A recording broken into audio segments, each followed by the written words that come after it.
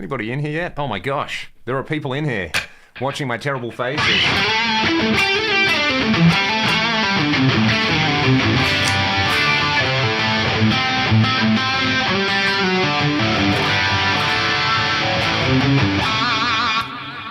That is an adequate guitar sound for now, isn't it? Who we got? Double A. How are you, mate? What's news? Random guitar recommendation, Greg Burgess of Allegion. I will check those out. Haven't heard them. Fantastic. Hey, Alexander. What is up? Where's everybody tuning in from today? Mike Nash has been watching our off for like 5 years. Hey, Mike. Glad you could make a stream. Fire away with any questions or anything like that. Oh, you've got a question straight away. Playing the hot tone. No, I'm playing the Axe effects right now. So this is my main thing. Nice big stereo delay and heaps of gain on there. Jason from Napier. What is up, Jason? It's difficult to load the Gift of Tone in the Fractal FM3. If you have the latest firmware and the latest factory presets, load those, and the Gift of Tone ones are in there for the FM3, so that makes it a lot easier. We are just a bunch of weird guitar persons over here. Exactly. Your 4 Mount Rushmore guitarist, John Sykes times 4 doesn't count. Well, I'm out. This is a good question. Is this... I'll do 2 of them. One for people I like to listen to, and I'd say one for people who are very influential, in which case Sykes is on both, so there's one. Paul Gilbert, in terms of influential, would definitely be on one. I'd probably put, maybe like a Gary Moore and a Blackmore up there or something like that as well. So, yeah. Malmsteen, maybe. He was pretty influential. I've got Paul Gilbert on there, so I feel like I learnt more from learning Paul stuff than I did from Yngwie stuff. But I love listening to Yngwie, so maybe interchange those. Can you send me a guitar that sounds in tune? Mate, a fretless 1-string, that will always, by definition, be in tune, right? From Gulf Shores, Alabama, watching while soldering some pickups. Mate, what are you soldering? Are you making the pickups, or are you installing the pickups? I've got to swap some stuff out. Here's a crazy idea we can all participate in. Let me bring this down. I found in my archive of stuff, I reckon maybe 10, 15 years ago, I bought an EMG Zakk Wylde set, and I found them, and I don't have any of the quick connect wires, so I ordered a mounting thing. So what I'm going to throw out to everybody, what should I put an EMG 85 and 81 in? What it would be like an ideal, or not ideal? Should I like put it in that burst just to annoy everybody? Johnny Rocker from Sweden. It must be either very early in the morning or late at night in Sweden at the moment, Johnny. Billy, how are you, mate? Maybe just who you like in your own style if it makes it easier. Yeah. Sykes, Gilbert, they're probably like the 2 big ones, I guess, for me. Love Gary Moore, could listen to him all day. And I'll put up, like, just as a curveball, like a Robin Trower on there because of the feel thing, right? So I'd go 85 in neck and 81 in bridge. 81 in neck is not the best. Yeah, I think that's definitely the vibe. Johnny Rocker. Well, with a name like Johnny Rocker, I know you haven't been to bed yet and that it's 4:30 and that your evening is not even done yet. Burnt McGurnt. It's intonated correctly and with new strings, it still always sounds out of tune. Don't know what's going wrong. Well, fun fact you might want to try Burnt McGurnt is if you've how have you intoned it? So if you do, this is an interesting thing, right? You know, a lot of people will do this. They'll take the harmonic at the 12th fret. So let's do it on this guitar. 12th fret harmonic. Roll the volume control up, Leon, you moron, so the tuner sees it. We've got 12th fret harmonic in tune, 12th fret. So that's actually a little bit flat, so I should probably fix that. These strings are very old. However, if you want to take the nut out of the equation, one thing you can do is this. Get a handy capo and chuck the capo on the 3rd fret, right? And then tune the open string and then tune the 15th fret. So yeah, this definitely needs an adjustment. So you do that. And then the 15th.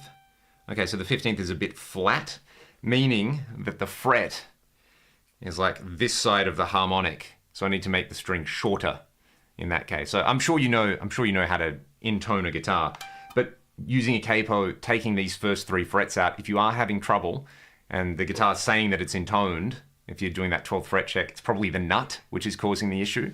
So yeah, you could do it with that.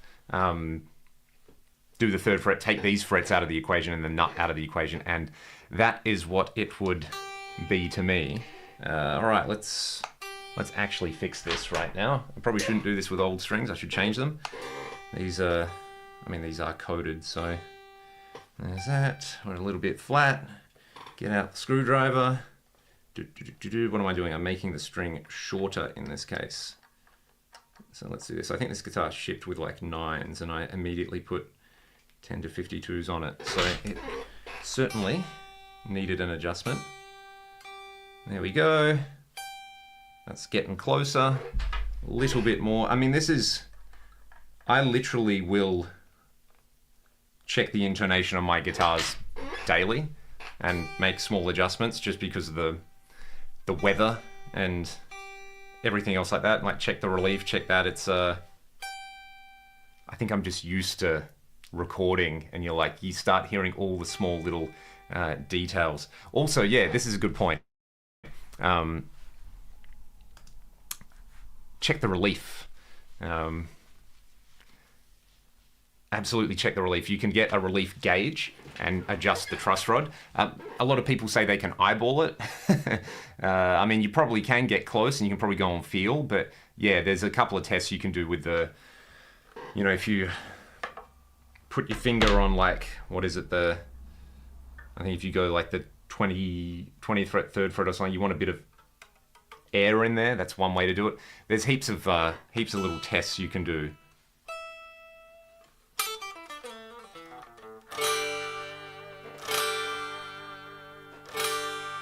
Still not quite there. Oh yeah, that's why, because I didn't tune it. Let's check the other strings now. Hey, that's why. Always check all the other strings, kids, and that will make sense, especially on a floating bridge. So there you go. I mean, that's a good point. That needed a tweak.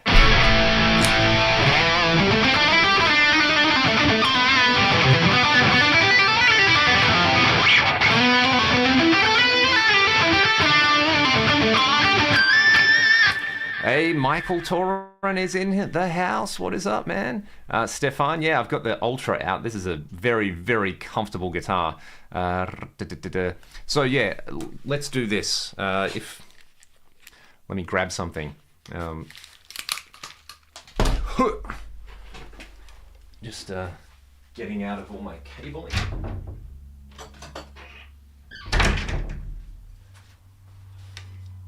I reckon this is the best piece of guitar-related gear that I have bought in a long time, and it is a relief gauge. So this is a Stu Mac one, and you'd need to calibrate it when you get it. But basically, you have these sit on, I think, like the 3rd and the 12th fret or something, and then this will measure the relief, right? So you get a reading out of it. A lot of people will say, yeah, 10 1/1000ths of an inch. I like 4 or 5 on my guitar. So basically with this is cool because you can get it and the 1st fret and the 12th fret with these guys, and then this little thing sits on about the 5th fret, and you just kind of like wiggle it a little bit and you'll get a reading on the gauge. It's like the amount that it goes in this direction at its maximum is the relief. So where are we with relief on this one today? We are at, yeah, about 4 1/1000ths of an inch. That's where I like them on my guitars. Like having the gauge was great, right? Because you get the gauge and then you just get your best playing guitar that you like the feel of the most and measure the relief and then go, oh, there you go. I'm just going to set up all my guitars like that as a starting point. So yeah, I like 4 to 5. The Tyler that I've got here came out of the box set up with 4. I'm trying to think of something that I have that's maybe a little bit.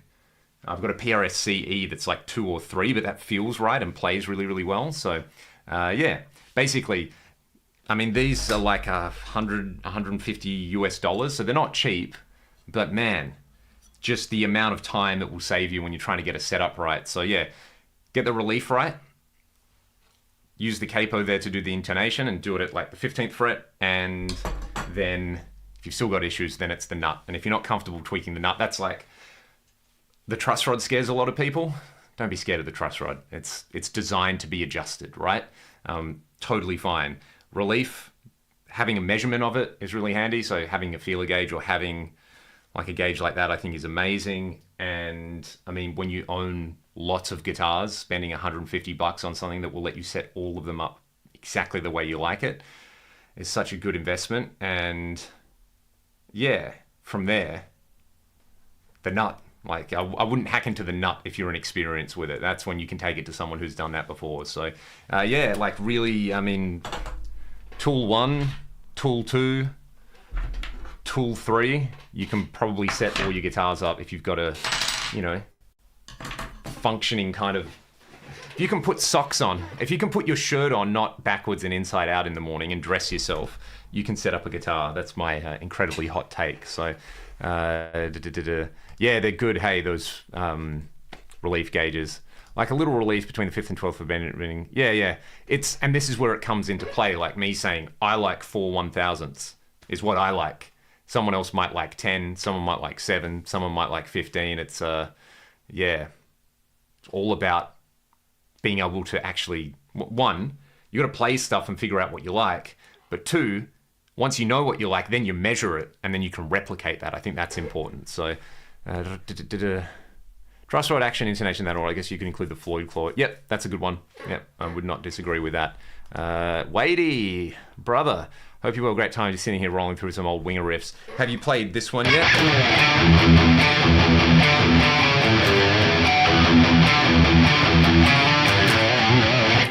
Do the old blind revolution, mad. Orochi, or Oroki. How are you, mate? Haven't seen you in here for a little while. What's been going on? And Shahar is here. Hey, man. I'm impressed by the new IK7879 Brown Sound Pack. I've been meaning to check those out. Jim Gorsted is a dude, and I don't know anyone. Well, a lot of people put a lot of time into getting that sound, but I don't know anyone who's got that close. So, yeah, pretty grand. Pretty grand that he's actually done that and they've released that, because it's like the one thing, you know, a new model has been released. Someone's like, can it do the Van Halen Brown Sound thing? How's the 69 Plexi? So I also like that, you know, they have the entire effect chain in there as well, which is pretty rad. So where's the 69 Plexi on here? Here we go.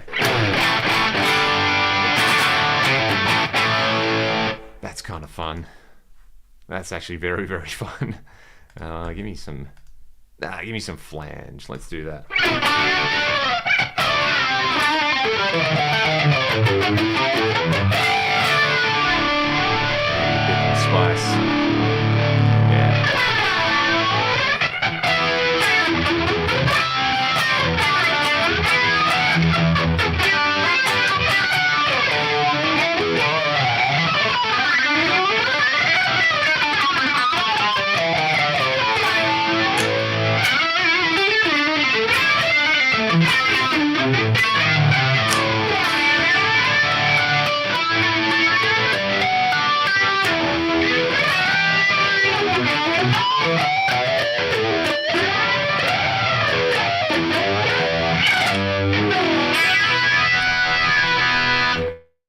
Yeah, Plexis are cool.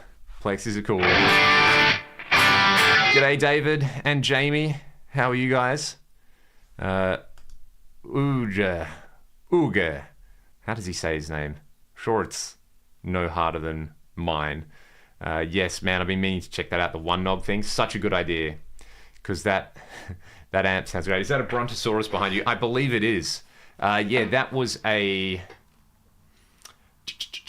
Who gave me that? Maybe my wife. It was a Christmas present one year recently. So, you know, got to have a dinosaur in the room to go with all my dinosaur guitar licks. Yeah, anyway, that one knob plugin, I really should check that out, because anytime I hear that dude demo his amp, I'm like, man.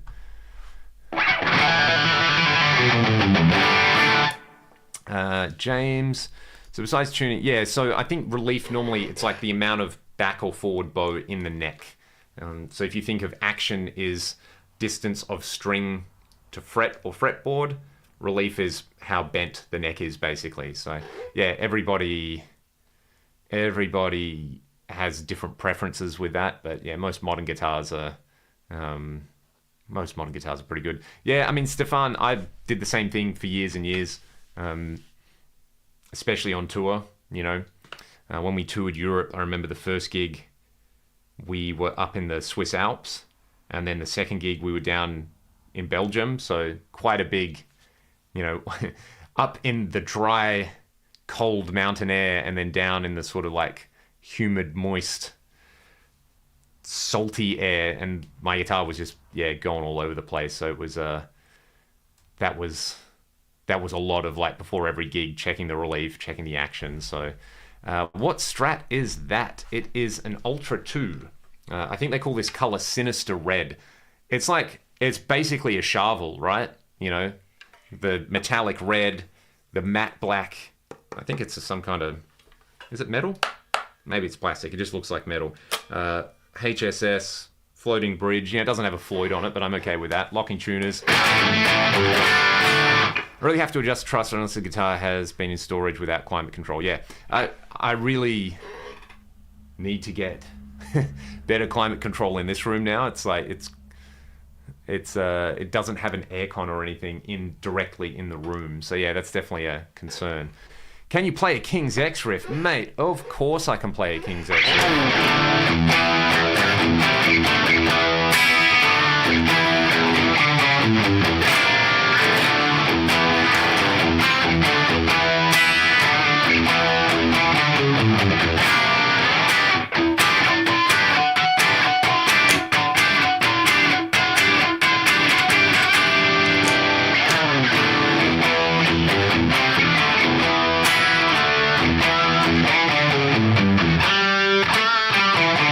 I never know that.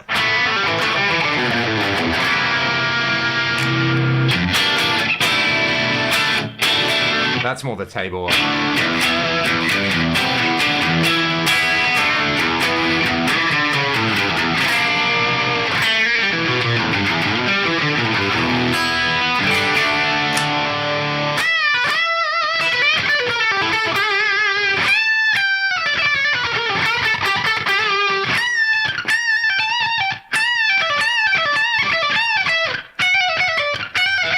Oh man, sorry to...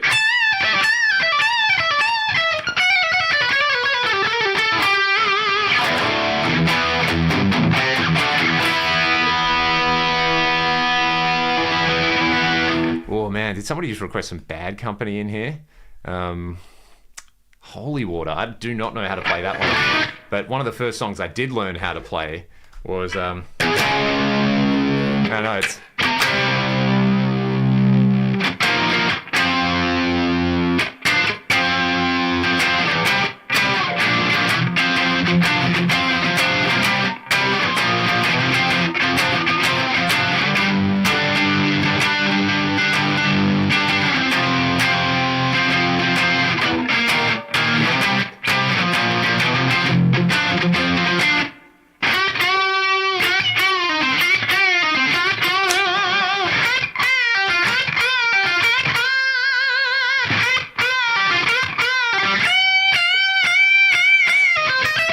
Mick Ralph's is sick. Great feel.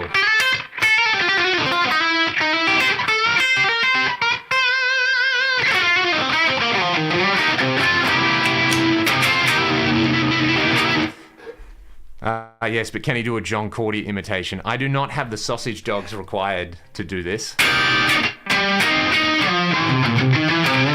Sorry, but I can't take my eyes off that Explorer. Let's get it. Let's get the beast. I was waiting for somebody to talk about this guitar. Let's swap-a-roo. There we go. You can let Mr. Sinister sit up there. Oh yeah. There we go. Actually, that would be... I should get an X-Men sticker for that guitar. That would be very fitting. What tuning are we in right now?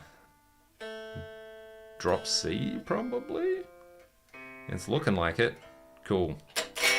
So this is technically this is a Hamer standard. That's what they call their Explorer. And it sounds like this.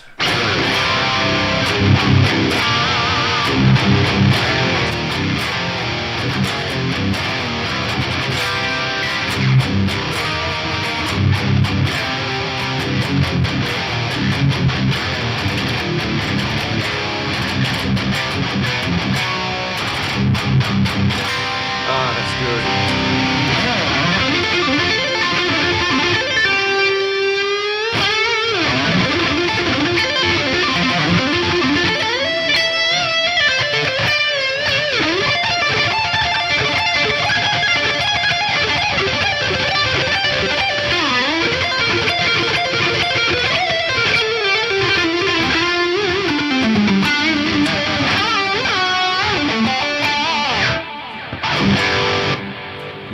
Yes, this is a great guitar. Far out, I forget about this thing.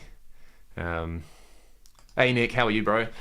Yes, we're getting there, mate. We're getting there. I've got these cupboards behind me that I've really been struggling to figure out what to do with them.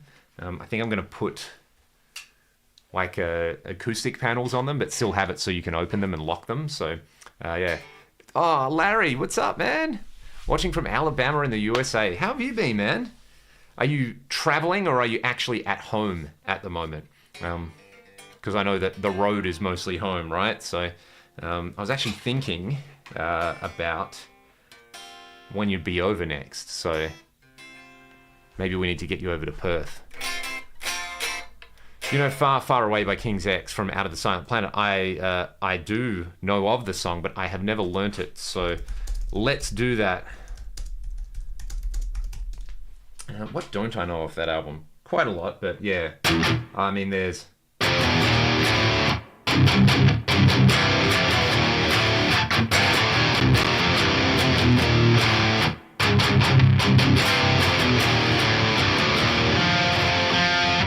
then there's... No, that's...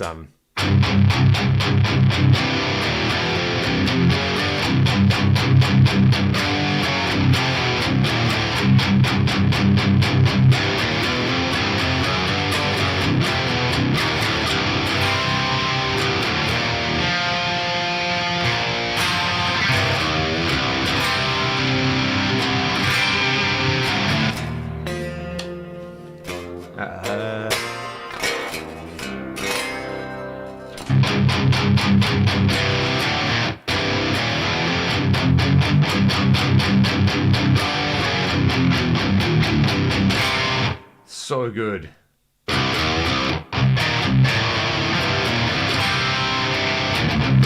No, that's off the self-titled album. It was like, what are we doing? Far, Far Away. Very, very cool. We got some questions for my man, Larry. It's the one and only. Thank you for watching my show tonight. Thanks, man. How similar, right, is Damn That River to Power of Love? So Damn That River.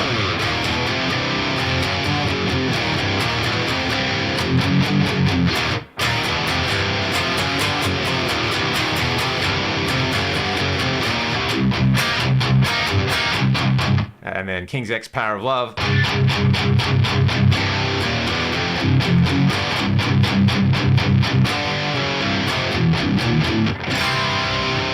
How good. We used to put mattress and egg boxes on the wall. Yeah, man. I have definitely done plenty of that. The first Ragdoll EP, pretty sure Ryan sang the whole thing into a mattress, which is pretty cool. I was wondering if you could make a small video where you react to my new album, 65%. I would really appreciate it. I don't really do reaction stuff, but tell me where I can find the album and I'd be happy to listen to it. Yeah, man. Larry's nylon stuff, man. I'm just here to glow up Larry because he deserves it, right? But if you haven't had the pleasure of seeing this man play the guitar, whether it's a nylon or the electric, like the thickest tone in the world. Unsung by Helmet is another one. Do you like Jordan Ziff? I've never met Jordan, but I feel like I would like to meet Jordan because he's a ridiculous guitar player. Like, Jordan plays guitar the way I think I play guitar in my head. It's like, yeah, I can do this stuff, and it's like, nah, that dude has it. Well, there you go, man. Larry got me on the fractal train big time. The first person I saw using one, I was like, you're not allowed to sound that good. Oh, Nick, you gotta learn some. You'll just enjoy it so much. There's like all the little details in there I know you'll appreciate, and some of the interesting chord voicing stuff. So need some Queensryche. I will do some Queensryche in a second. I'll get a standard tune guitar. Where are we at? Far, Far Away by King's X. Yeah, this is the...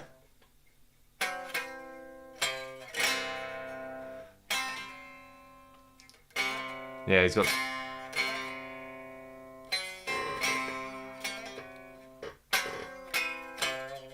Is it in drop D?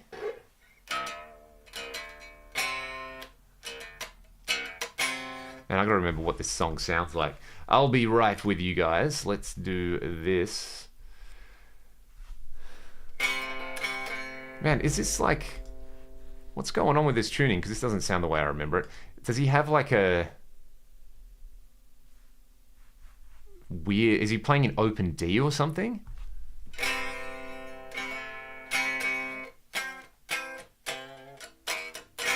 And then the chorus has a...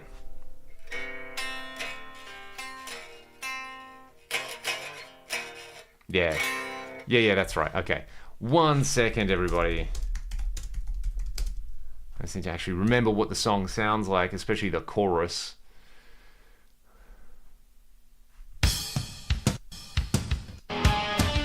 Yeah. Da da da da da da.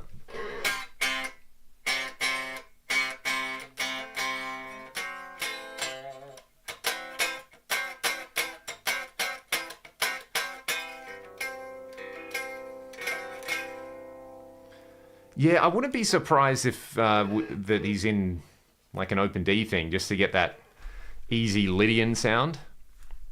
DevTech Audio, yeah, man, they are... I've not played one, but I'm aware of their stuff, and I've heard some clips that I really like. Yeah, I mean, Nick, I kind of feel like that about a lot of players, but then I actually do it, I'm like, that's great. Did someone say anybody...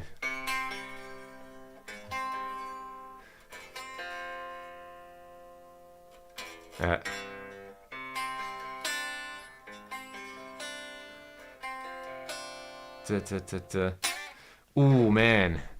That Adlerberg had a power transformer blow up in the studio, tore my throat up. Still 2 weeks of air exchanges, and I have not, mate. I feel very fortunate. You got the magic blue smoke. The magic blue smoke is not good, nor is it magic. Where are we at? I wanted to hear the chorus in this song.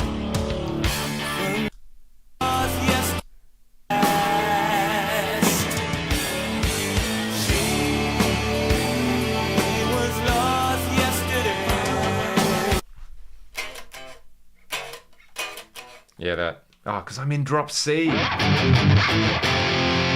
Right, now it all makes sense.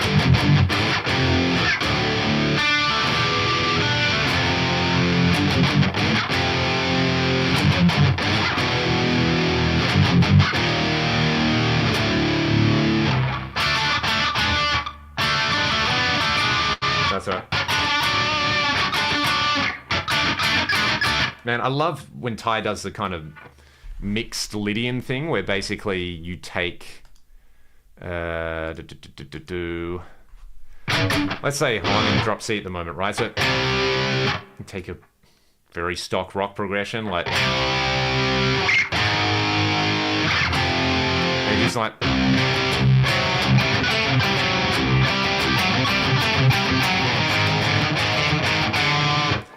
what is that? That sounds like...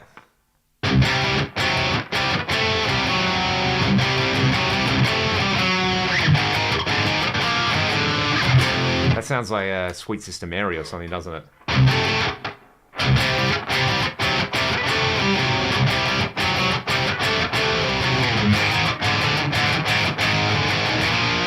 Did someone say Bad Horsey? They said Bad Horsey. Man,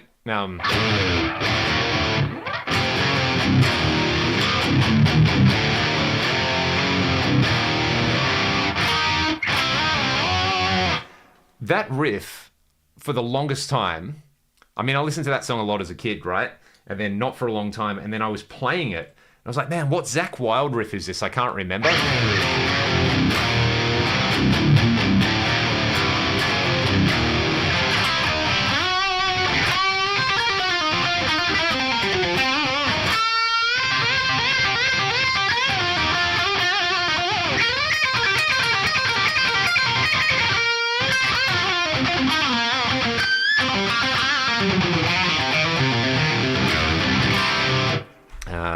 Build a rig for $500, no need to include a guitar. Get whatever modeler is $499. Like, does the HX Stomp fall under that in American dollars? If so, I mean, that kind of works, right? Needs schools to be a Zakk riff, yeah. So Zakk would do it like...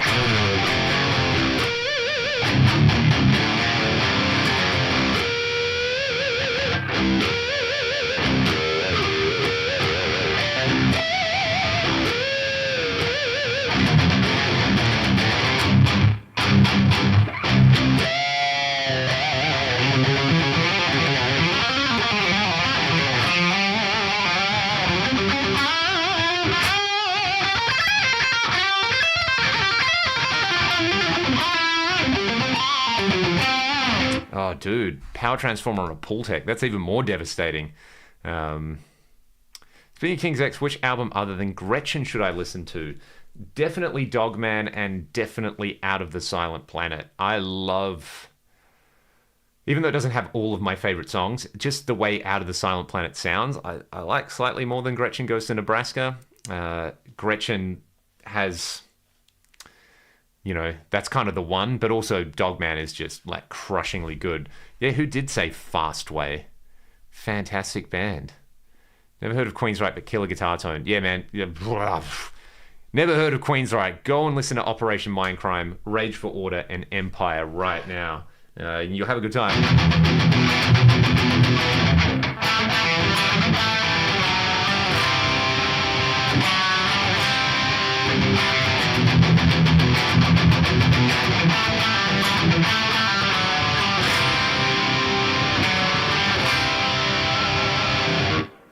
Walk in the Shadows, man, just crushes. Did someone say Black the Sky?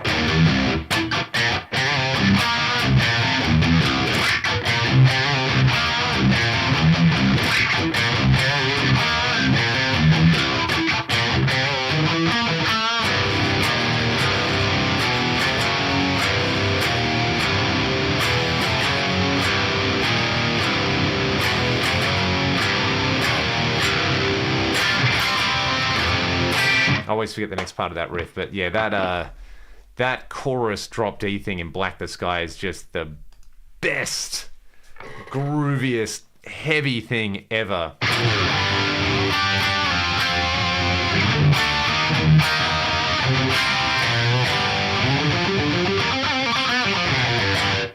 Far out, this guitar sounds good. I've done 2 main mods to this. You'll notice the headstock doesn't have... This came with some Grovers on it, which I think sounded really, or maybe some Shawas. They sounded really good and they were easy to use, but I got a set of these Steinberger Firebird style tuners for a Firebird, and I was like, man, they look so cool on the Firebird, I should put them on the Explorer. So yeah, it looks way more like a Pteranodon or some kind of thing now without the headstock poking out, and you twist them that way. Very, you're able to very finely adjust the tuning on this thing. Man, I'm going to play this for the next Ragdoll gig. This guitar is so fun.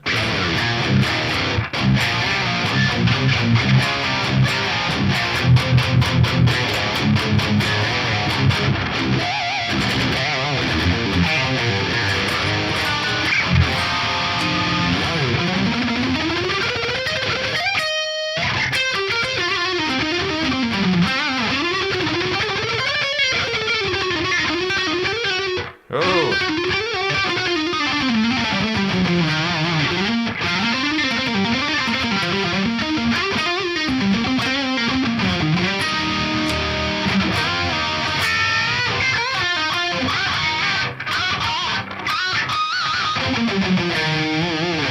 Yeah, I'm actually going to...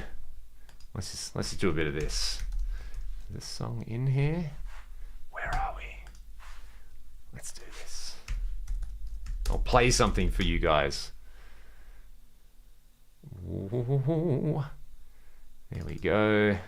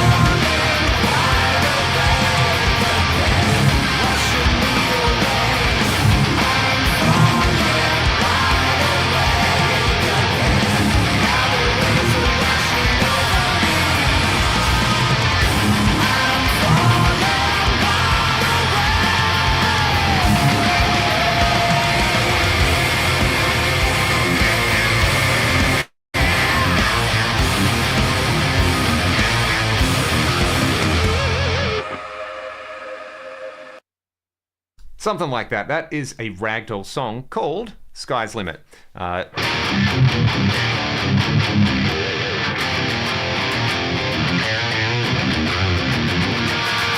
It's got this... I guess technically, there's...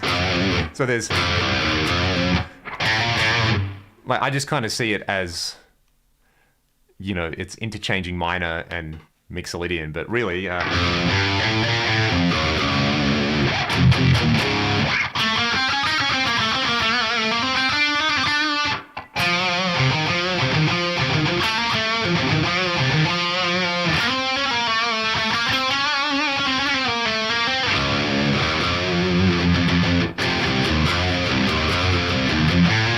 I guess there's no second in that.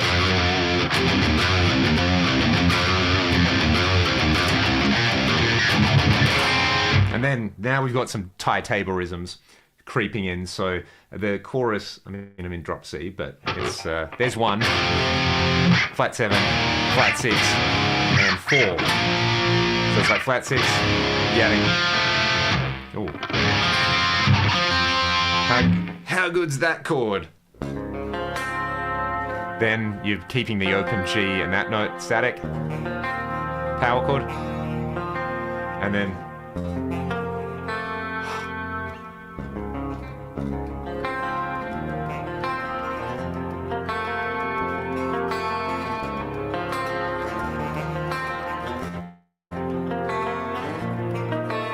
that's sus4. What is that? That's a sus4, and there's a major third. So that's actually an add 11 chord.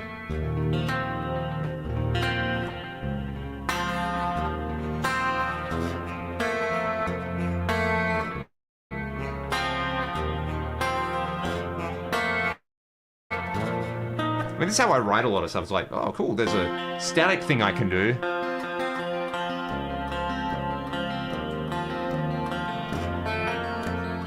Change it on that home chord.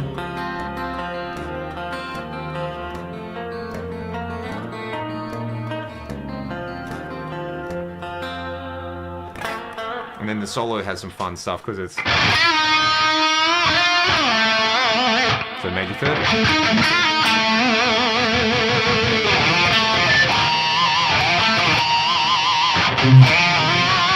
This is my favorite part of the solo, the...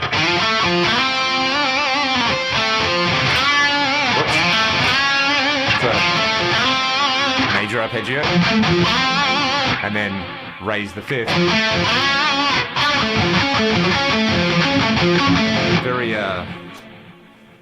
Very like 20th century film music.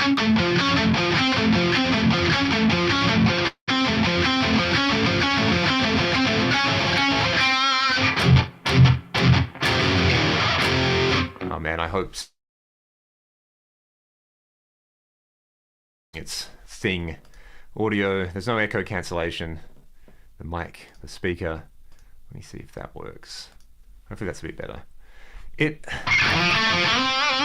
So I guess it's like Phrygian dominant. But there's no 9 in there, so it's kind of a bit ambiguous. It could be Mixolydian flat 6.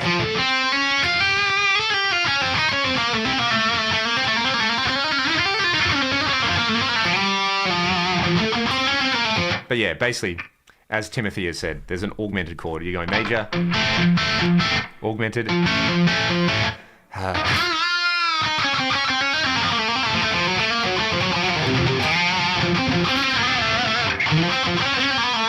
All right, now we're going to get stupid. Now we're going to get really, really stupid. I'm going to try and play that solo without any frets because my dudes at Rubato Guitars bought this beast to life. It was an idea I had. So I'm sure some of you have seen the all carbon fiber guitar that I've got and I've done a lot of touring with and I love the Rubato Lassie. Well, they make replacement necks out of carbon fiber. So this is a Strat style body, same neck pocket as you get on an American standard Strat, and they build these necks, normally fretted necks, as Strat replacement necks. So you could take like a Mexican Fender or a Fender standard Strat, order one of their carbon necks, pop it on, and you've got an indestructible beast. And I was like, that would be really cool as a fretless. So yeah, they basically, instead of having frets on the guitar, there's one big fret. I shouldn't say fretless actually, because there is a 0 fret on the guitar, and then there's this 1/2 mil thick stainless steel inlay on it. So, I mean, do I need to worry about tuning the guitar when I won't be in tune? Who knows? But it has flats on it, so that's one thing that feels very different. And then it doesn't have frets, so that also rams home the strangest, you know. So.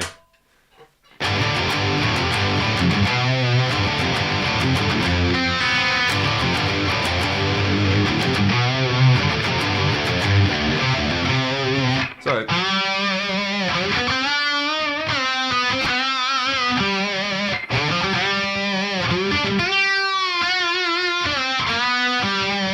one thing that I have noticed is because it's flats and because there's frets, there's no frets, you need you need a compressor up front. So one thing I've come across is the old slide guitar trick where you use cascading compressors, so like stacked comps. Also, I think Sean Lane did a similar thing when he did a bunch of fretless stuff. So Fountainhead used an Ebo and fretless on Obscuras. Yeah, man, Tom is one of, if not the guy, when it comes to fretless stuff. I guess Ron Thal as well, but Tom definitely does in like a metal context.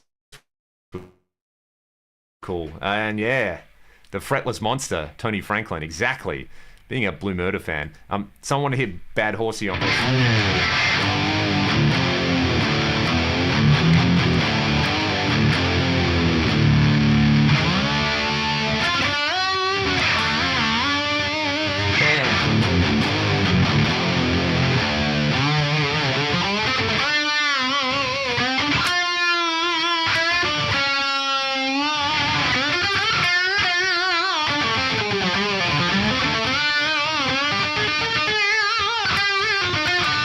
Getting like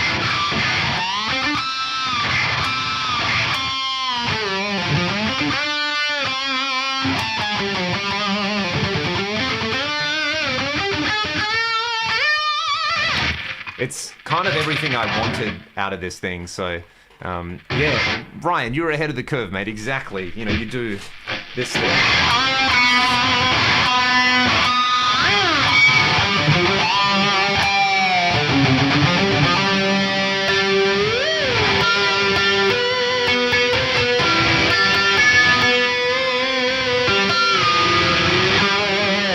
So that Sky's Limit solo, let's see.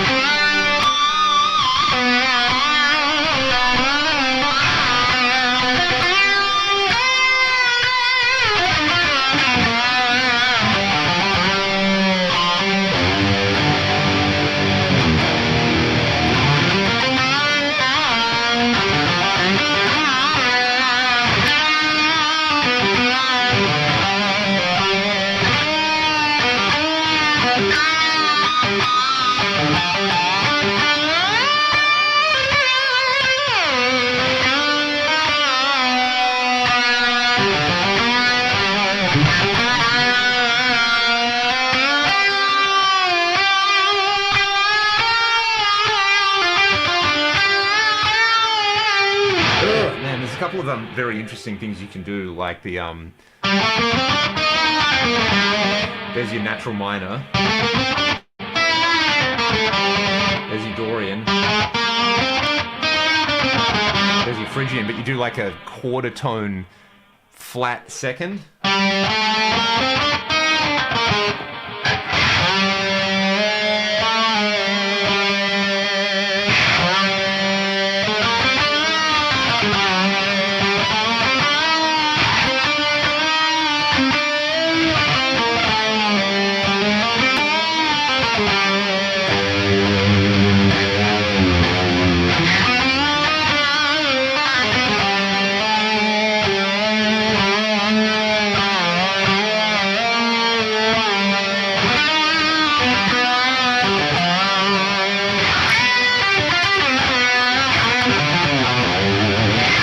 You can just fake slide licks. Yes, absolutely.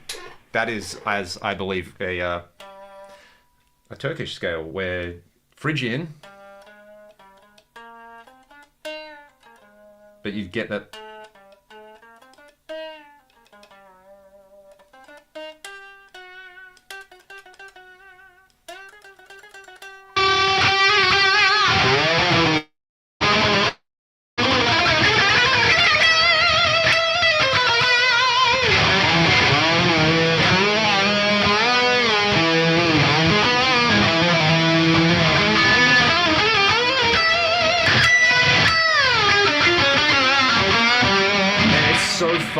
bad this can sound.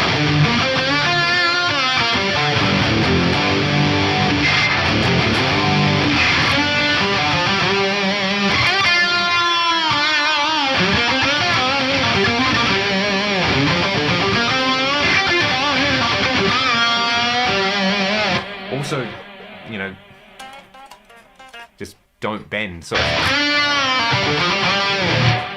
someone wants to hear a yes, exactly.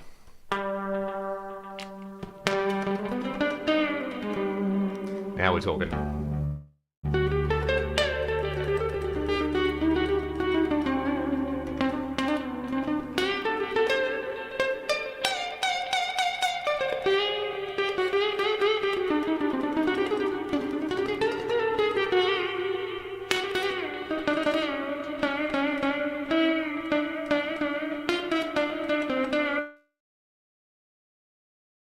Actually really, really sick is using a synth. What have I got? Or something like this, an octave divider. Yeah, this kind of thing. So getting some source happening. Give me some more gain as well.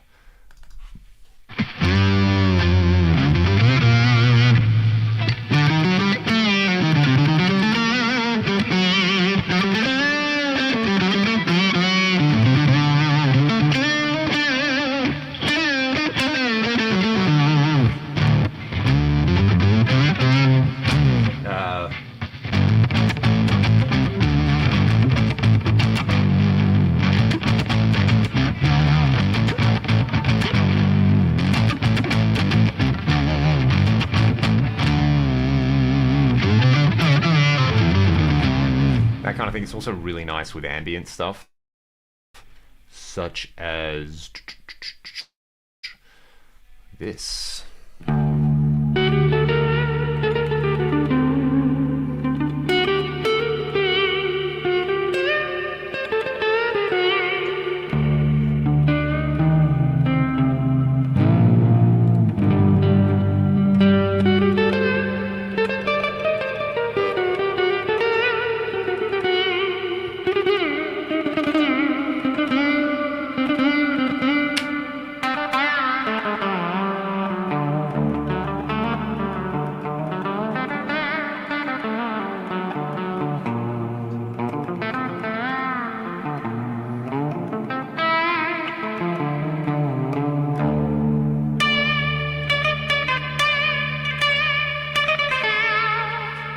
It's really, really hard to play on this top string, that thin flat wound. I guess it's probably not even wound, it's probably plain.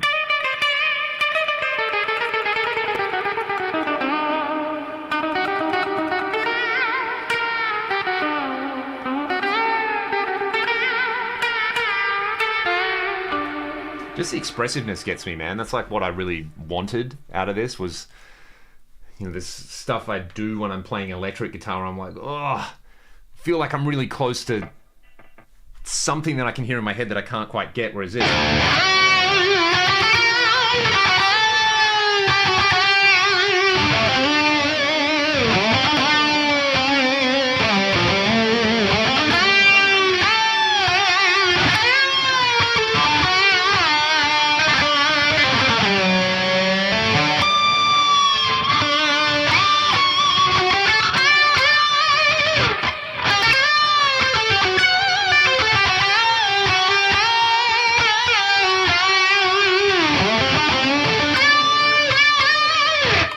So yeah, there we go. Absolute. Oh man, I'm sure Hans has Guthrie's numbers still. He'll be fine. What is the name of that guitar? So this is made by Rubato Guitars, and I said at the start as well. So the neck is carbon fiber, and they make this as a Strat replacement neck. So they do fretted necks as well, which are great. And then they also, I guess, their flagship guitar is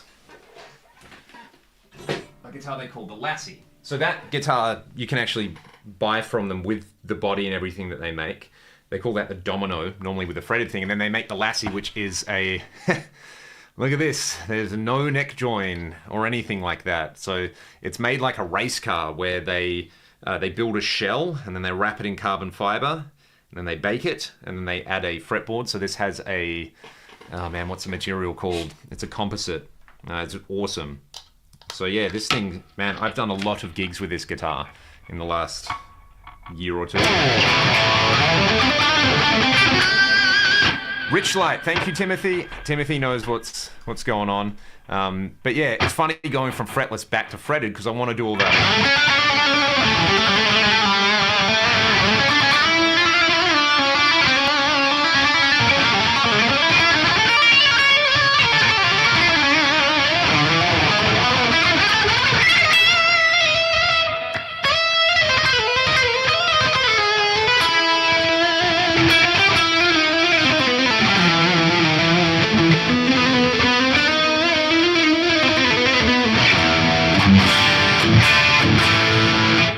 This thing rarely needs to be tuned. E string's perfect. B's a little bit flat. Yeah, so it's kind of cool having a guitar where you never need to adjust the setup. I mean, listen to that.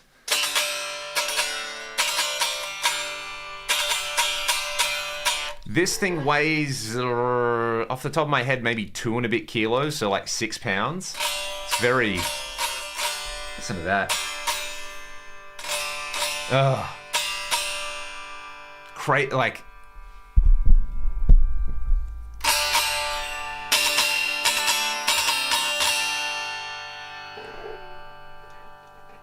And it just keeps on ringing out. How good. So yeah. Spotty and neck resonant. The I mean, the body's very, very resonant, almost like a semi-hollow. So I think, and let's not knock another guitar over while we're trying to show off one here. So they describe, they call it like a monocoque, right? So the way you would make like an F1 car or something, where you build a frame and then you wrap it and bake it. But a lot of this stuff in here, I think, is just like, they described it as like a cross between packing foam and like an easy whip sort of thing that you spray in there. So it's super, super light. It is very, very durable, man. I have flown with this guitar. Let's see, in the last year, this has been around Australia at least twice. And then, yeah, it's been Perth to Melbourne, Melbourne to Brisbane, Brisbane to Sydney, Sydney to Perth, Perth to Sydney, Sydney to Perth, Perth to Budapest, Budapest to Perth, Perth to Auckland. So yeah, it's done quite a lot of traveling, and I've traveled with it in a soft case, which it's fine. I feel like anything that hits this will have more damage done to it. Hip shot, string through bridge. It's got a freeway switch, so you've got like 1, 2, 3 standard Les Paul style wiring, and then parallel, both split, so there's 6 positions. This would be, you could sit that thing next to a roaring fire. Well, I did a gig with this on Rottnest Island last year where it was like 45 degrees Celsius outside, and the guitar actually got pretty hot. But it stayed in tune, which is cool. So the pickups, Scott, Braxel, I'm on the website, but I do not see the fretless. That is because it's the only one at the moment. It's a prototype. But if you emailed them, I'm sure they would make you one. There's a couple of things on it that I basically, like, they made the prototype, sent it over and said, hey, can you send us some feedback? So yeah, I'm struggling to find things that I don't like on it. I really should try it on another body as well, just to make sure that it works. But yeah, it's pretty awesome. But yeah, if you send them an email and be like, hey, I'm on Leon's live stream, where do I get a fretless? Yeah, you can probably see the replacement necks on there that you can order. Scott, how are the pickups mounted? So they mount them through I think they get mounted through the top, right? And then they've got this like adjustment system on the back, going through the body, which is kind of cool. So yeah, I actually can't. I think they might have like a plate that goes on the back of the pickup. I actually don't know. I know that there's, now that I'm thinking about it, it's like, how do I adjust that? I know they mount in there, but can you swap them if you want? Yeah, I'm pretty sure you can, but you've stumped me because I've never had to actually adjust them on there. Good question. Very, very good question. The first version of this guitar they sent had mini humbuckers, and I was like, look, guys, the only thing I don't like about this is mini humbuckers are cool, but everything sounds like a Firebird. So that's how down electro pickups are mounted. I see. Very, very, very interesting. I didn't know that. I think his favorite. It's very, very close to it. Yeah, it's I mean, there's a reason it has that on the back, right? So that was a surprise. So the story with this guitar, let me tell you guys really, really quickly.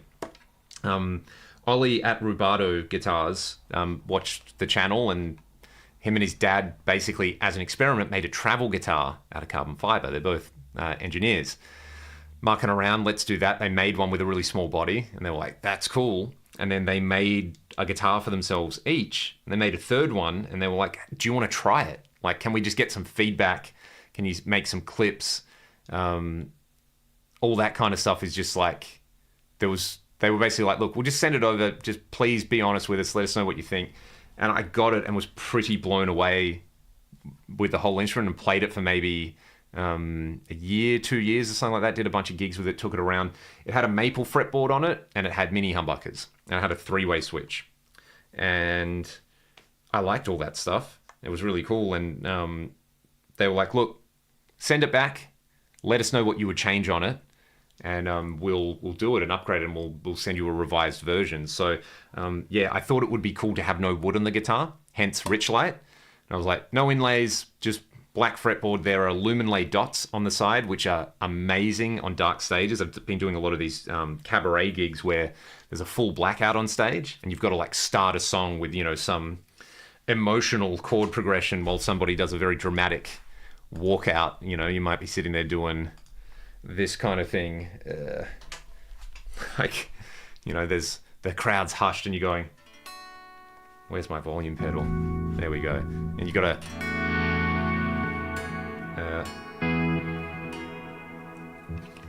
helps if the jack's plugged in.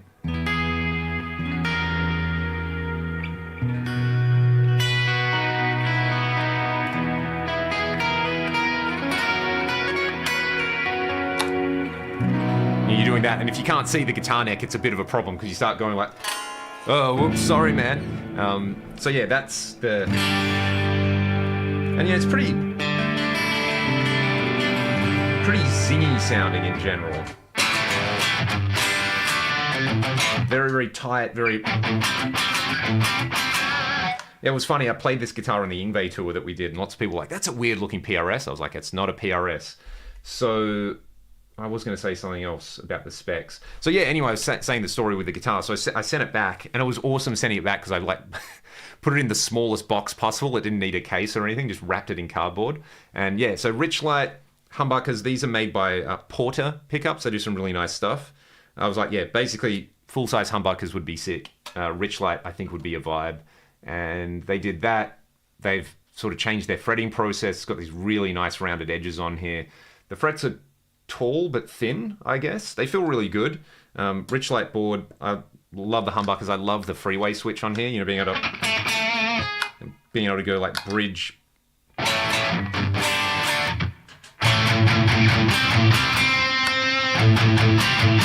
Being able to tap it, and parallel neck. Very cool for the Tyler sort of thing, which would be like...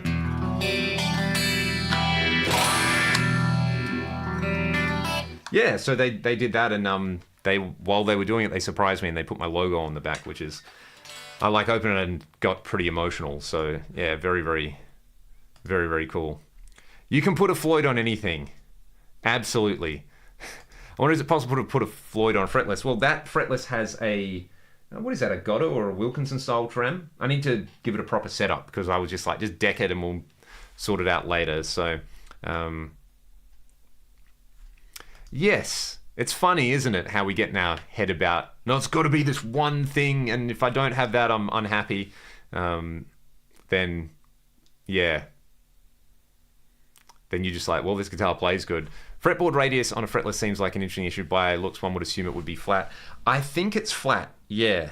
And that, if not, then it's a very large radius on there. But I think that's the thing that throws me sometimes on the E, is because it's flat. You're used to that sort of curve off there. So Scott, you are my hero. Get one of those new Epi 335s and put a Floyd on it. Yes. Yes, yes, yes, yes. Put a Floyd and like EMGs or Fluences in it just to piss off everybody. Floyd Rose on a Corvette. Fret size is something we don't talk about a lot as guitarists. Yeah, because big frets are good. That's the end of the discussion. No, I've actually got a couple of guitars with really small flat frets that I really, really like.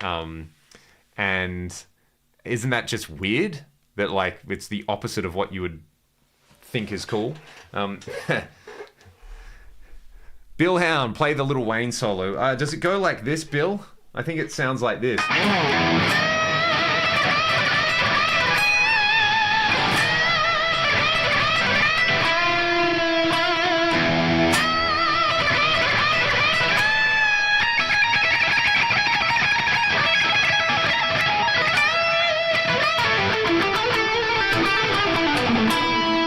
That's for you, Bill.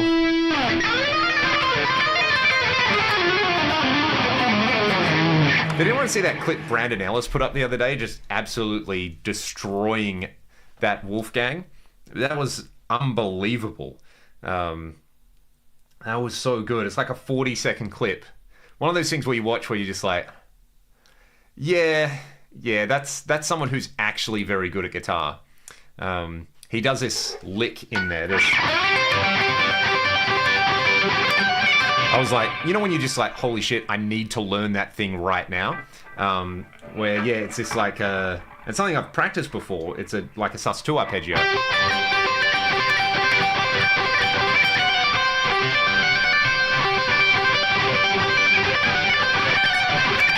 And then, so sus2, major.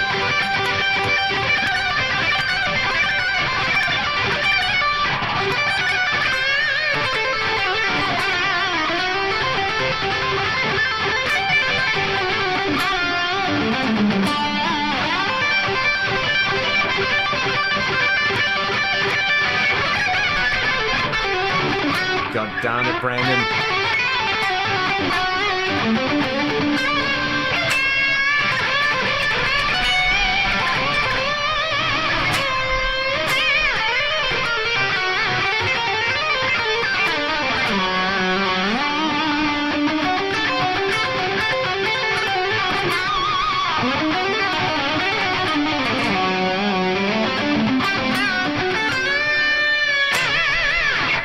So, yeah, you should... have you requested the new Tunematic Wolves to review? No, but I should. I should, shouldn't I? But seeing Brandon play that, I'm like, yeah, I'm not allowed to play those now. He's too good. He's too good. It was such a cool thing. But yeah, that... Sangus Class, but Brandon has that New Jersey vibrato. He does, doesn't he? They,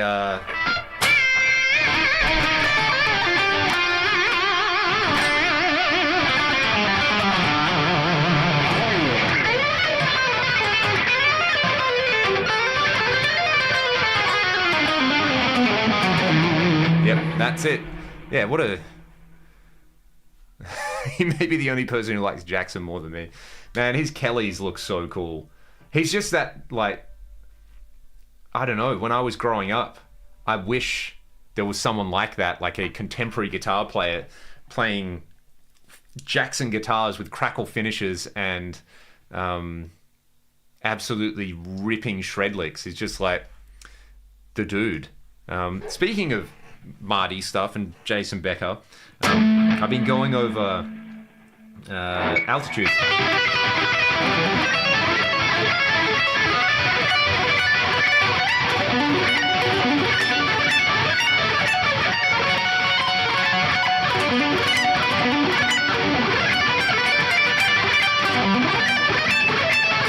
I got...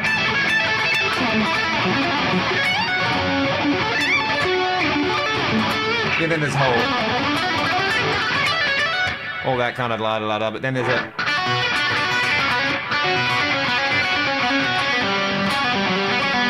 Oh, man.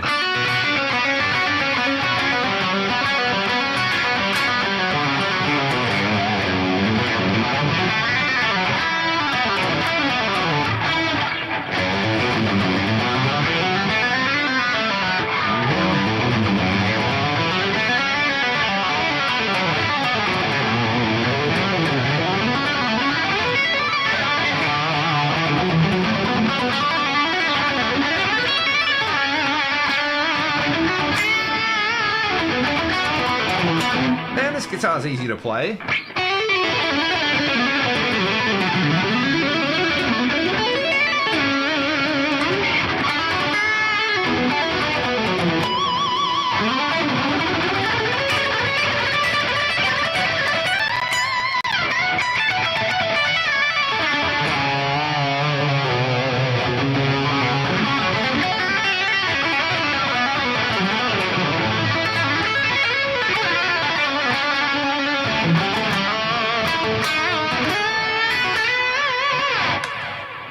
Yeah, this guitar is great. So great. It's also so light. so yeah, being able to, I describe it as like playing a disembodied guitar neck. You don't really notice the body on there. Yeah, it's pretty cool. Very nice, mate. You know, the legato thing has been, I feel like I've been working on that for, man, probably like 7 or 8 years now. It's like I don't know, I feel like I saw a clip of myself playing and I was like, man, that sucks. I need to get better at hammer-ons and pull-offs. So yeah, it absolutely feels like a work in progress. Also, the other thing that I noticed was, you know, the Marty Friedman hand thing that he does, the flipper. It's something I was like, well, that's stupid. And then like I learned some stuff and I'm like, oh, well, maybe there's something in that floaty hand for doing that, like.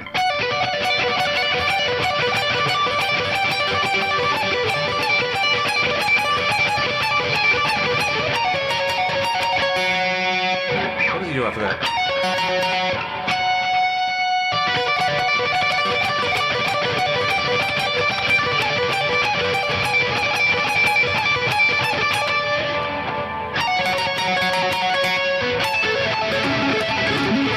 Yeah, like actually changing, being willing to change for certain licks, how you hold your hand, I think is something cool.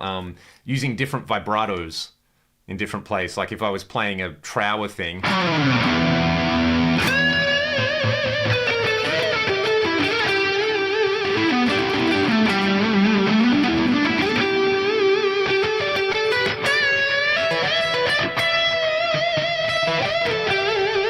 Whereas, you know, if I'm going for more of a Sykes or Zatkin.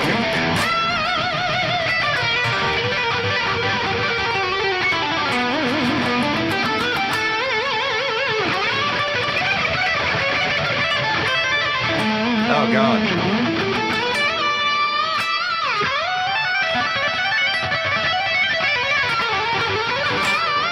Same thing for the right hand. I'll play you guys, I need a guitar and drop C to do it. Amazing. Yeah, would recommend if you want a guitar.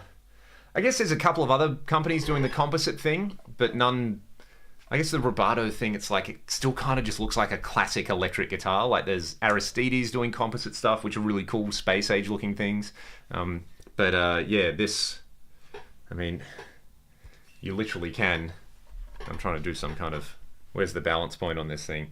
Like you can hold it with one hand, kind of like, it's nothing. It's just like a big pancake. All right, there's that. Let's put that somewhere where it won't fall over. Even better. Back to the Explorer. We're talking about the floaty hand thing. So there's a solo that I played, and I really struggled to record it, and it took me ages, and I wasn't super happy with it, from a Ragdoll song called Letting Go. And then I was like, oh, I'll just try the floaty wrist thing. That'd be fun. And it made the solo so much easier to play. I was like, well, I'm an idiot. I should have been doing this all over it at the start. So we'll go through the, and yeah, it's not a particularly crazy lick or anything. It's just, it went from being right on the edge of possible to playable.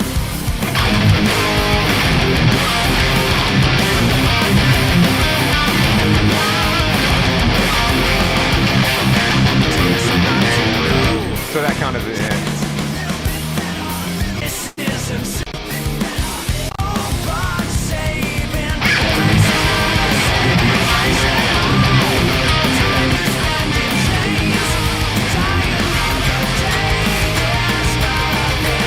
halftime breakdown thing.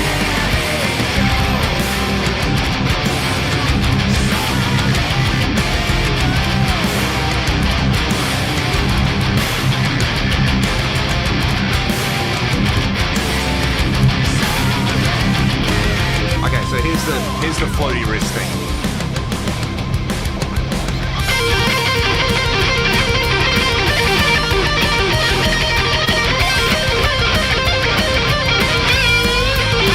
Just kind of it.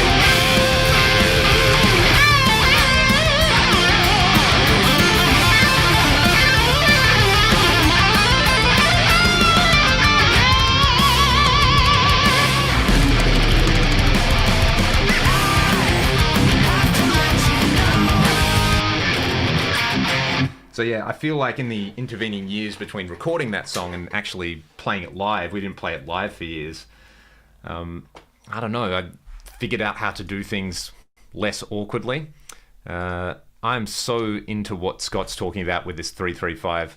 First, I'm getting a Gotto 510 with locking saddles and Gotto locking tuners for that aria. Sick! Gotto just do good stuff, hey. Like, I have their SD90s on my McCarty. And it looks like it's got the stock tuners, but they're locking tuners. Same as their Floyd Rose thing, the 1996 T. I've got that on my Hamer California. Love that thing. Love it.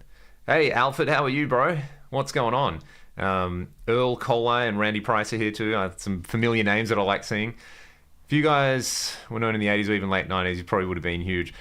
Maybe for the better, because maybe I'd be washed up and bitter now. Being like, these damn kids on the YouTube, they weren't around at the time. Yeah, Brandon probably loves harmonic minor the second most out of everybody after the one and only Yngwie. Upstrokes are heavier than downstrokes. Don't at me. What has been going on in the chat? Cool, I'm just catching up in the chat. Got a 1996 T. Yeah, man, it's just like... I think when I finally played one, Scott, I was like, this is why people like Floyds. My experience was with those big clunky Schala Floyds, which are a cool piece of hardware. They just feel like a lot, you know? Instead, I'm just a washed up, bitter non-rock star, right? Actually, speaking of the McCarty, while we're getting some guitars out and talking about things, this has to be the best, well, my favorite blind purchase ever. Man, maybe 2009, 2010. I saw an ad, someone was selling this guitar and a Hamer Sunburst. And the price, I think they had them listed like, you saw a photo of the two guitars and the price was like, I don't know, $1,800. And I thought it was for both guitars. I was like, that's the deal of a lifetime. Contacted the seller and he was like, no, I just want to sell one of them. You know, I don't care which one, but I need the money. So I was like, well, do you want to sell both guitars? And I managed to talk him down to like a pretty ridiculous price for both. I really wanted the Hamer and the PRS was like a bonus. I was like, well, if I don't like the PRS, I'll flip it. So, you know, obviously I liked the PRS because it's still here. Yeah, this was the guitar where I was like, I see what they're doing. It's had... This guitar's also been on the road a lot.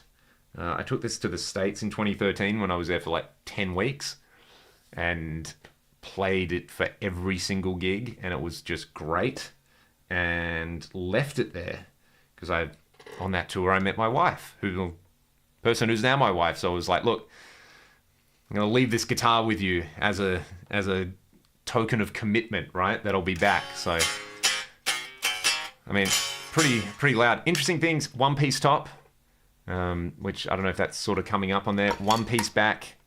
You can see it's got plenty of wear and tear on there.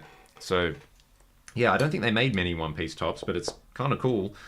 It's had a bunch of different pickups in it. That's a Duncan 59, which sounds just like a neck humbucker.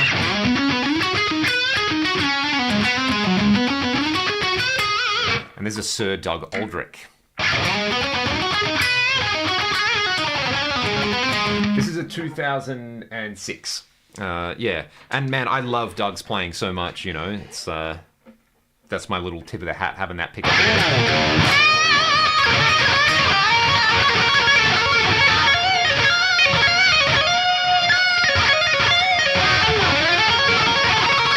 He also does them.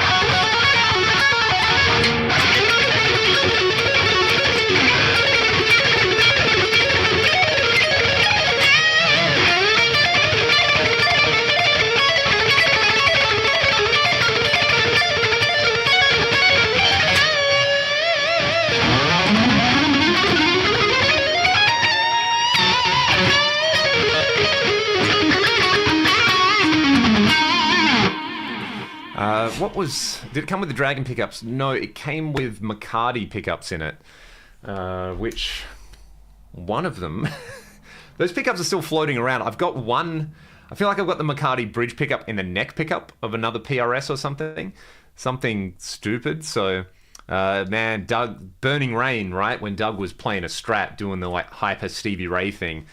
So good. So good.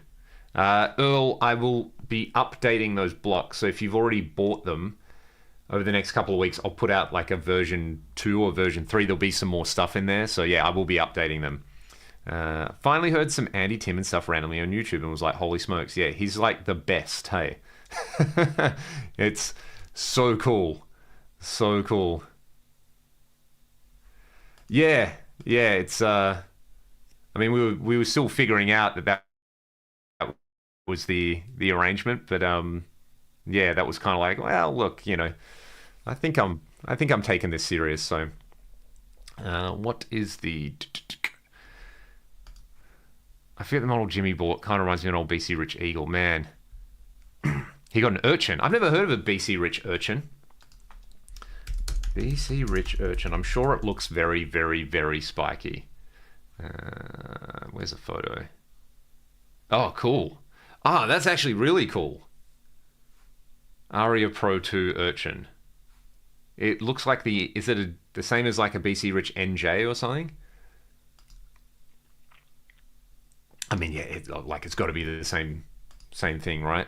No, Aria 2 Pro. That's a great looking guitar. Urchin is a good word too, but a bad name for a guitar.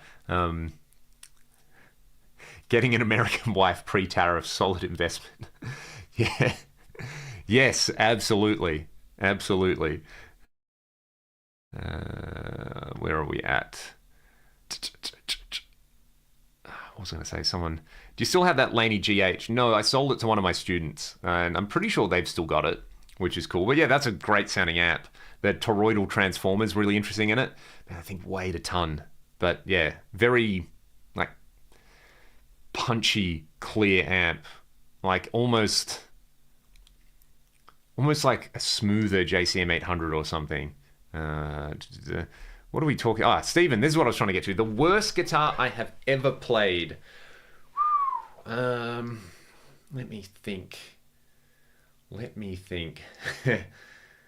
It's not the worst guitar I've ever played, but the worst experience I've had playing a guitar due to the way it was set up was I bought a Hamer Chaparral, an American one, right? So this guitar has had a really interesting story. If you watched some of my older videos, you probably saw it had like a MiG fighter jet graphic.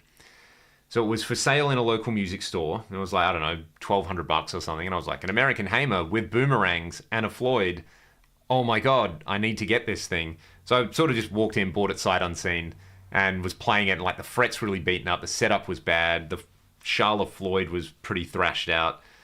And in my infinite wisdom, I was like, I'll just put new strings on it. And we had a gig that night. I think we had to drive a few hours south and, you know, play in this country town. And I took that guitar. And it was just not set up because I'm an idiot. And it was so hard to play and it wouldn't stay in tune. And I hated the way the Floyd felt on it. And the frets were like needed a fret dress. And yeah, that was a miserable experience trying to play that. It was just like, yeah, not a good night for a lot of reasons. But yeah, I remember that was like, I just couldn't. I was just having one of those nights where you just feel like you can't do anything. It was cold. It was like an open pub, so all that cold air from outside was flowing in. And yeah, that one really sticks in my memory as that was a bad choice to take that guitar to the gig. But the worst guitar I've ever played. Oh man, yeah, okay. So I had a kid come in for a lesson when I was teaching at still teaching at a school. So I was just there, half-hour lessons. You know, kids could get out of class for half an hour, which I'm convinced most of them, that's the reason they did that. And this kid came in with this like half-size Ashton, which is just kind of like a budget brand here. And I mean, it had 6 strings on it, right? That's about the resemblance it had to a guitar.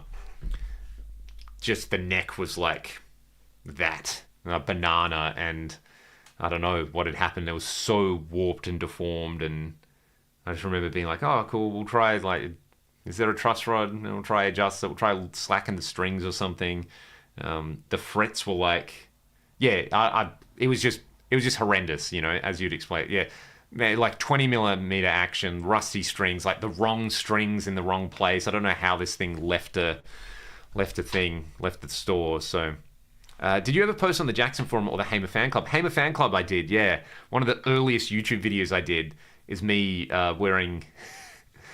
wearing like black jeans and white socks. What a great look! Playing a Hamer Vintage S, and I think I posted it on the fan club. Yeah, I've played a couple of 3/4 size student guitars recently. There's a company here called Artist Guitars. They actually make some really solid stuff. Actually, I've got one of their starter packs coming because I thought that might be fun to review. You know, when companies like, hey, can we send you something? Let's send you the nicest, coolest thing ever. It's like, how about you send me the cheapest thing that you make and we'll evaluate it based on that rather than, like, this is the model that costs the most and has the most bling on it and we put the most effort into it, but most people buy this. So yeah, it's basically just like a $200 starter pack. So I really had fun doing that demo that I did earlier in the week, just like hanging out in the kitchen. So I'll probably do a similar thing to that, just do like another kitchen jam on this starter pack guitar. But yeah, they do some good stuff. But man, this little Ashton thing, it's like a crime against humanity to give that to a child. They need to go up to A. Yeah, I think so. That it's like actually using a different tuning would be cool. Eastgate 99, Dokken is your favorite group. Good choice.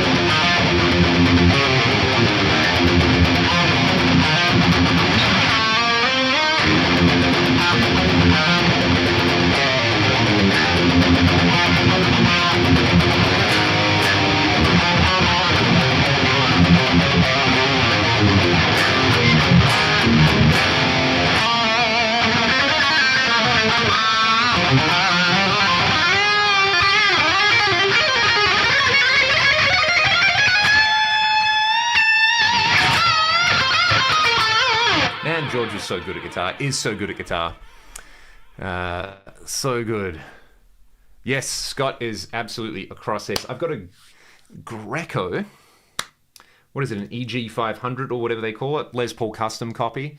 And I had that refretted by my buddy Tim here at Williams Guitars. First guitar he did for me. He was like, bring me the crappiest guitar that you have.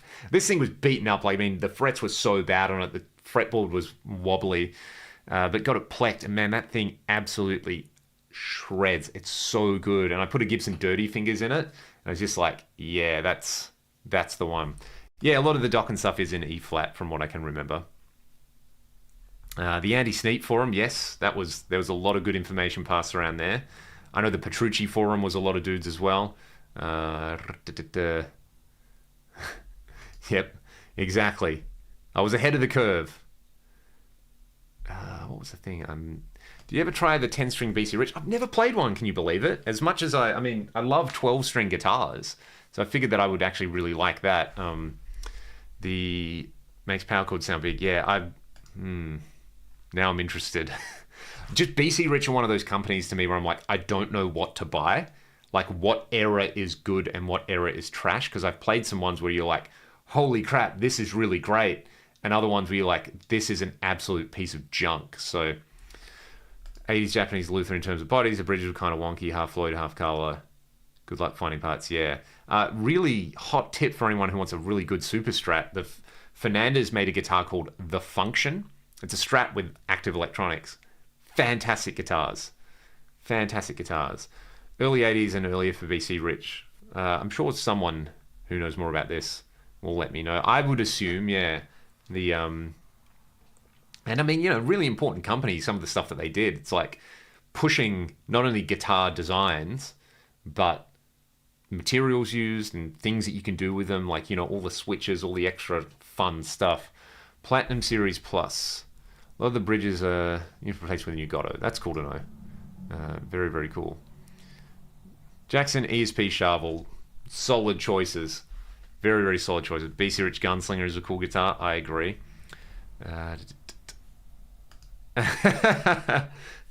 Just found an extra Greco Les Paul custom. Happy days, Eric. Yeah. BC Rich, Alembic, and Hamer were kind of the original boutique companies. I agree, yeah. I've had in my head that I want to get a 70s Hamer at one point, but I mean, the 70s standards and vectors are just unobtainium now. Like, I'm never going to get one of those. So, yeah, maybe like a special or something like that would be fun to have. But that 2008 standard that I've got is incredible. The Californian I've got is really great. And I've got what do I have? I've got an Artist, a Sunburst. The Sunburst is okay. Just one of those guitars where I really like looking at it and then playing it. I'm like, yeah, it's fine. And a Special with a broken headstock that's been repaired. That's a really good guitar. I've gigged a lot, actually. P90s. And yeah, it's really, really cool. Yeah. Yeah, those Uli Roth Sky guitars, when you see the prices, you're like, cool. Yes, I agree, man. So my the standard, the Explorer, has a big, like 58 Les Paul style neck on it. It's so good. So good. So what are we talking about? BC Rich. Someone recommended what years to look at. Platinum Series Plus. Let's take a look. BC Rich Platinum Series Plus. Let's take a look at these. Oh, yeah. That's not the prices aren't too crazy from what I'm seeing. Oh, wow, there's some early 80s ones for like, reasonable prices. Very interesting. Very, very interesting. Yeah, man, they do make some very cool looking guitars. Like the Mockingbird's a great shape to me. By plus, I meant that or higher. I see, right. So it's platinum or... Thank you, Timothy. I get it now. Yeah, oh man, what was a Dean that I played? When was that? Like an old one. Must have been in the States. But that was cool. Heavy, but cool. Are you also a guitar teacher? Yes, I do teach the guitar. It's more like guitar mentoring a lot of the time, but yeah, I do that. The sound that VC Rich guitars with all the knob and switches have that I hear on the old Slayer, yeah. It's like hyper focus. Oh, man. Steve Harris Ibanez wrote some bass. That would have been sick. One of my students, she moved to Ireland recently, which was a real shame. Great player. She had an old Ibanez Roadstar, like Strat style thing, mint condition. It sounded so, and she loved Maiden and Priest and all that kind of stuff. So it was always so fun. She'd sort of come around and be like, right, what Iron Maiden album are you into at the moment? Let's do that. But yeah, Scott, that sucks, man. Yeah, get in on these BC Riches before I make videos about them. Sessions with Jeff. Wow, you've got a Holdsworth Ibanez. That's cool. Randy Price, the Ormsby Roxy that you demoed looks sick. It was really, really good. Perry is so detail-oriented that it's like...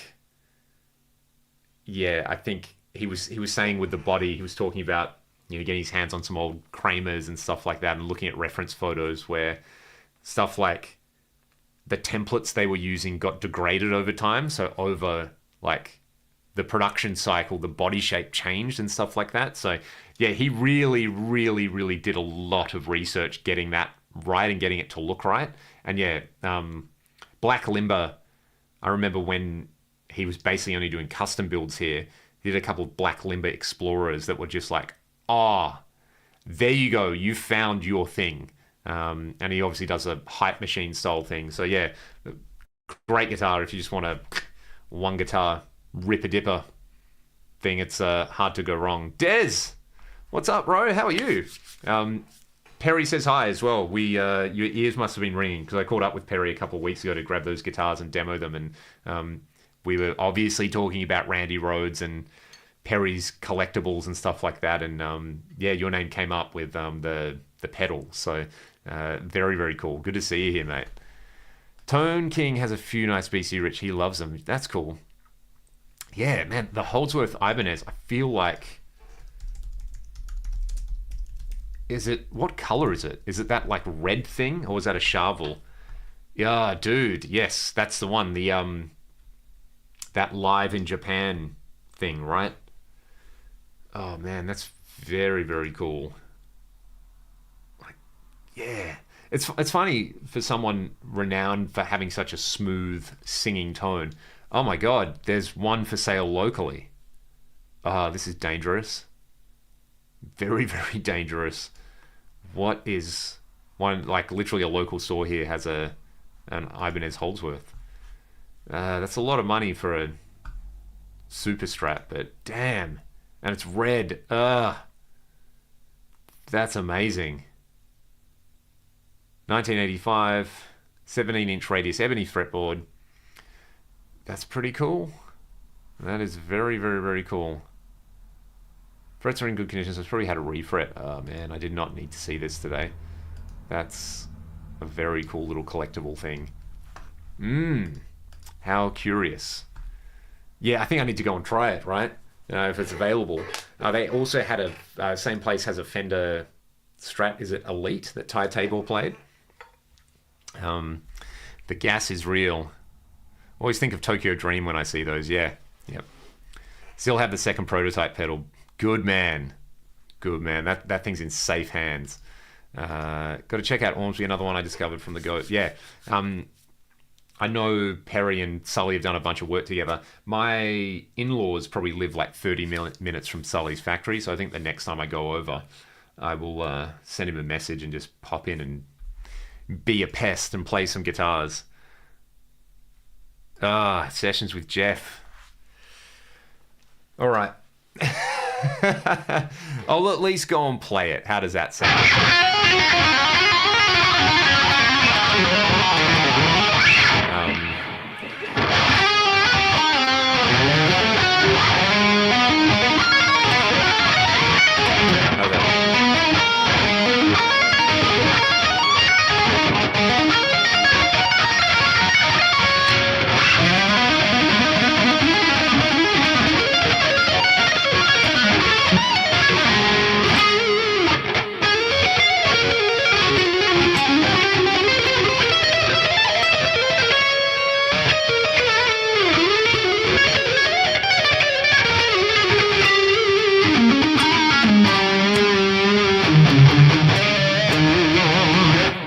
Guitar is fun. It's midday here.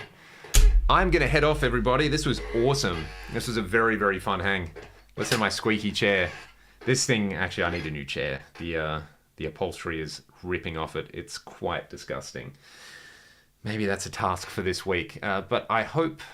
Oh, Chris Nash, how's the SC245 these days? Awaiting a restring. I do need to pull it out and make some noise on that thing because it's been a little bit too long. I think I've pulled it out and played it once since we moved. So, yeah, that thing is, still a great guitar. But yeah, I'm going to head off, everyone. Thank you for hanging and for all the great chat about guitar. I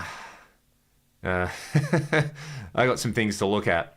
How good's an Aldrich pickup as well?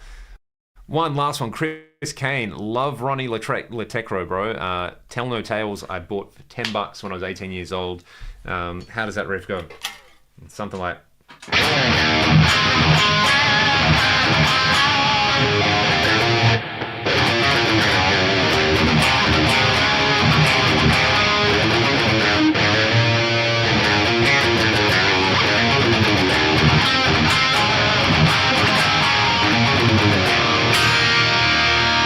Peace, everybody. Take it easy. I will see you on the next one.